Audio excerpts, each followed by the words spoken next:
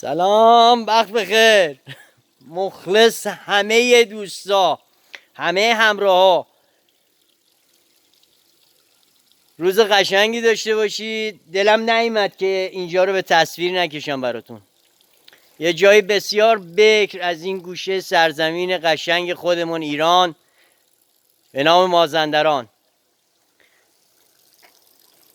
این چشمه که از دل این کوه در میاد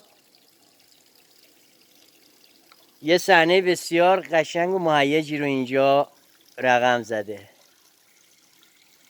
آب بسیار زلال و گوارا.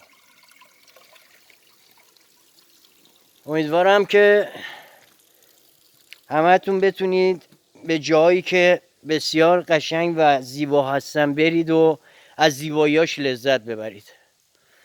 سپاسگزار همتونم، دوستدار همتون.